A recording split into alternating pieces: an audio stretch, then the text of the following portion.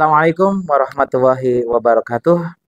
Alhamdulillah kita masih diberikan panjang umur, sehat walafiat, dan taat kepada Allah Subhanahu wa taala sehingga Allah menuntun kita untuk membuka channel YouTube The Ambyar dalam kajian ngaji kitab Jauharut Tauhid setiap Rabu malam Kamis ya.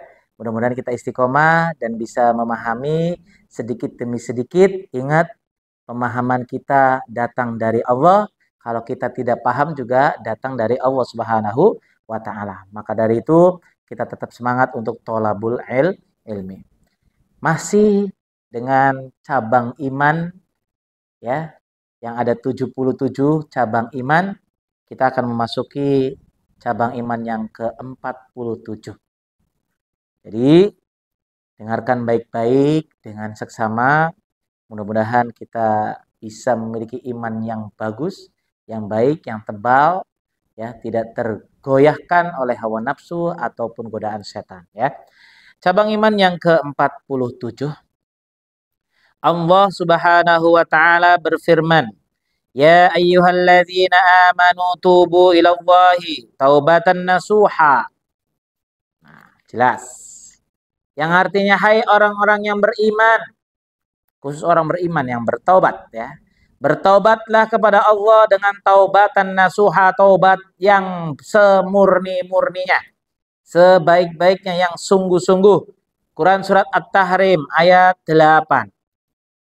Makna taubatan nasuha adalah taubat yang hanya karena Allah, tidak terbesit niat untuk kembali melakukan maksiat. Orang yang bertobat dari dosa-dosanya seperti orang yang tidak pernah melakukan dosa.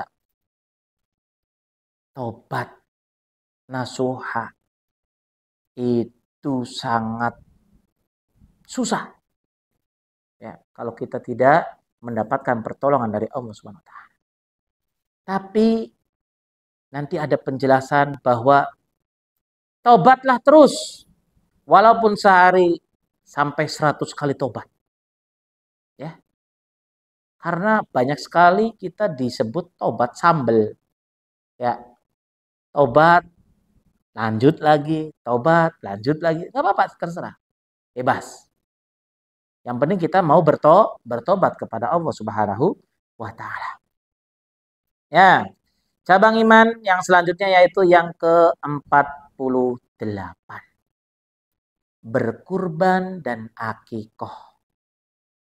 Kalau kita punya harta lebih, silakan untuk berkurban, ya. Dan akikoh, ya. Kalau laki-laki 2, kalau perempuan 1. Maksimalkan. Kalau yang 2 1 dulu boleh nggak? Boleh. Ya, semampu kita. Ya, semampu kita. Keterangan lengkapnya telah dijelaskan di kitab-kitab fikih. Yang jelas kalau kita punya rizki yang berlimpah, kita harus berkurban dan akikoh. Karena itu termasuk salah satu cabang iman. Oke? Selanjutnya cabang iman yang ke-49 yaitu taat pada pemerintah dan menjalankan aturan yang ada selama tidak bertentangan dengan syariat Islam. Dah, kita harus nurut aja ya kepada pemerintah, yang penting tidak bertentangan dengan syariat Islam. Allah Subhanahu wa taala berfirman yang artinya hai orang-orang yang beriman, taatilah Allah dan taatilah Rasulnya dan ulil amri, orang yang memegang hukum Allah dan Rasulnya di antara engkau. Quran surat An-Nisa ayat 59. Yang dimaksud dengan ulil amri dalam ayat ini adalah ulama akhirat dan pemerintah. Tuh, pemerintah. Ya. Rasulullah SAW bersabda yang artinya barang siapa yang taat kepada amir, orang yang aku angkat sebagai pemimpin, maka dia taat kepadaku. Dan barang siapa membangkang kepada amir, maka dia membangkang kepadaku. Masya Allah. Selama ini kalau kita BBM naik, beras naik, semuanya, kenapa kita menyalahkan pemerintah? Ya. Kenapa seperti itu ya? Padahal di sini jelas, ya kita tidak boleh membangkang, cukup menyuarakanlah. Bagi yang mampu, ya bagi yang mampu, ada kekuasaan, ya seperti itu. Jadi kita harus pasrah kepada Allah Subhanahu wa taala. Semua harga-harga naik, kita meminta kepada Allah agar rizkinya juga dinaikkan oleh Allah Subhanahu wa taala. Ingat, yang mencukupi kita bukan harta kita, tapi Allah Subhanahu wa taala. Ya. Banyak orang yang hartanya jutaan, miliaran, ratusan juta, tapi tidak cukup karena Allah tidak mencukupkan. Bisa jadi dengan istidraj. Silakan terus. Ya. Kalau orang yang punya hartanya cuma ratusan ribu, cuma jutaan saja, tapi cukup. Itu yang mendapatkan rahmat dari Allah Subhanahu wa taala. Jadi manusia itu harus bersyukur kepada Allah agar nikmatnya ditambah. Seperti itu ya. Selanjutnya, cabang iman yang ke-50. Berpegang teguh pada ajaran Ahlus Sunnah wal Jamaah. Jangan keluar dari apa yang telah disepakati oleh para ulama. Allah Subhanahu wa taala berfirman yang artinya, dan berpeganglah engkau semuanya kepada tali agama Allah dan janganlah engkau bercerai-berai.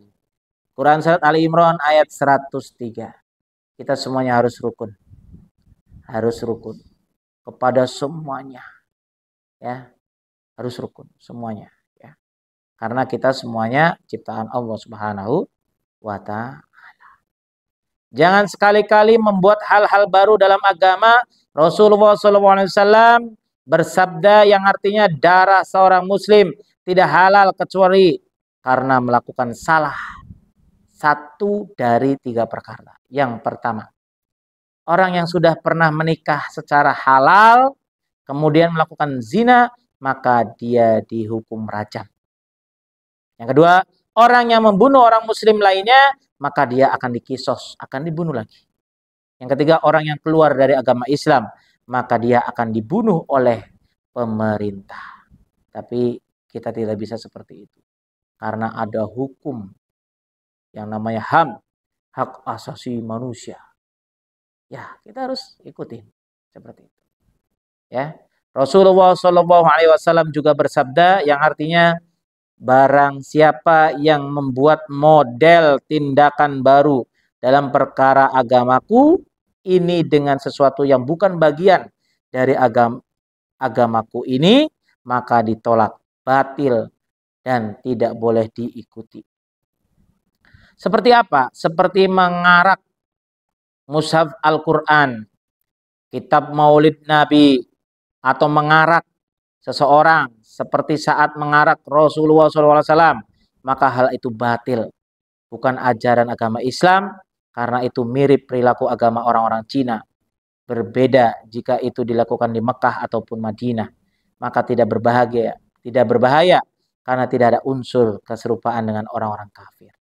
Hati-hati, kita bisa tertipu oleh budaya-budaya yang bukan dari agama Islam. Barang siapa yang melakukan suatu keburukan kemudian diikuti oleh orang banyak, maka orang tersebut berdosa dan akan mendapatkan siksaan yang sama dengan orang yang mengikuti dan melakukan keburukan tersebut terus menerus sampai tiba hari kiamat, sebagaimana yang disebutkan dalam Al-Quran yang artinya, barang siapa yang memberikan syafaat yang baik, niscaya ia akan memperoleh bagian pahala daripadanya. Dan barang siapa yang memberi syafaat yang buruk, niscaya ia akan memikul bagian dosa daripadanya. Quran surat An-Nisa ayat 85. Jadi kalau kita diikuti yang baiknya, insya Allah kita akan transferan pahala. Tapi kalau kita hal yang buruk diikuti oleh orang lain, ya kita akan transferan dosanya. Seperti itu. Jadi hati-hati untuk memberikan tingkah laku atau memberikan contoh seperti itu ya. Mudah-mudahan bermanfaat ya. Semoga kita tetap istiqomah di channel The Ambiar untuk tolabul ilmi, ya. Kita harus bisa diskusi, memberikan yang terbaik, ya, memberikan penambahan-penambahan yang baik, itu lebih baik daripada kita mencela atau menghina. Itu tidak boleh. Tadi jelas, ya, tidak boleh menghina atau mencela, ya, karena itu syarat orang yang beriman, ya. Terima kasih. Wassalamualaikum warahmatullahi wabarakatuh.